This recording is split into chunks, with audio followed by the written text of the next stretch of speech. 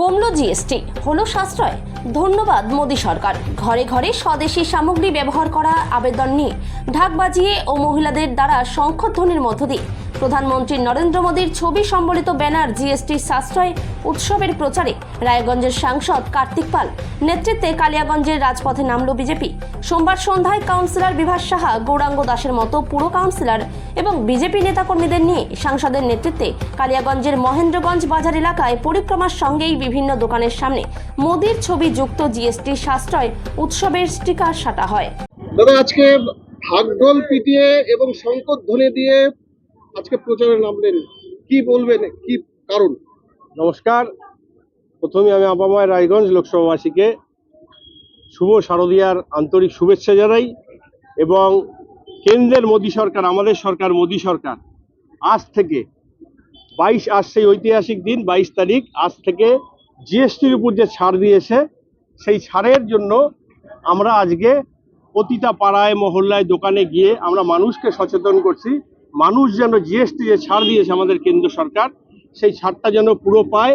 একদিকে আমরা দোকানদারদের বললাম, তার সাথে যারা উপভোক্তা বা ক্রেতা তাদেরকেও বললাম, তার সাথে মানুষকে আরও একটা আমরা অনুরোধ করলাম যে আমরা স্বদেশি জিনিস কিনবো, স্বদেশি জিনিসের উপরে আমরা চলবো এবং এই স্বদেশি জিনিস ক্রয় বিক্রয়ের মাধ্যমে আমাদের ভারতীয় অর্থনীতির উন্নয়ন হবে। ভারতীয় অর্থনীতির উন্নয়ন হলে আজকে আমাদের যে প্রধানমন্ত্রীর লক্ষ্য বিকশিত ভারত, এক ভারত শ্রেষ্ঠ ভারত, সেই লক্ষ্যে আমরা পূরণ হব এবং ভারত জগৎ সভায় শ্রেষ্ঠ আসন লবে।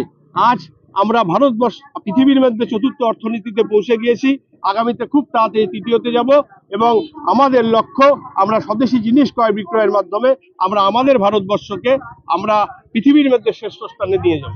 সাধারণ মানুষদের আপনার সহযোগিতা বা কিরকম ভাবে নিল? আপনারা ছিলেন আমাদের সাথে, পুরো সারা রেখেছেন গোটা বাজারে। এটা আমাদের কালিয়াগঞ্জের একটা প্রাণকেন্দ্র মহেন্দ্রগঞ্জ বাজার। এই বাজারে প্রচুর ব্যবসায়ী রয়েছে, সব ধরনের ব্যবসায়ী রয়েছে।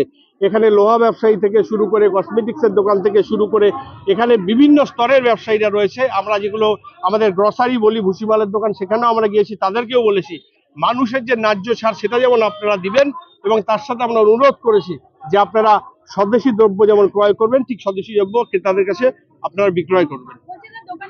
করেনি, কারণ যখন থেকে এই জিএসটি ছাড়টা ঘোষণা হয় তারপর থেকে অনেকটা সময় দেওয়া হয়েছে এবং আজকের আমাদের যে নবরাত্রির এই প্রথম দিনে আমাদের কেন্দ্র সরকার মোদী সরকার, সেই সরকার মানুষের জন্য যে উপহার নিয়ে এসেছে, আমরা চাইব সর্বস্তরের সাধারণ মানুষ যারা ক্রয় করবেন তারা একদিকে সেই ছাড় পাবেন এবং সেই লাভ নেবেন, ঠিক তেমনি আমাদের যারা দোকানদার বন্ধুরা রয়েছেন তারাও ঠিক সেইভাবে বিক্রয় করবেন।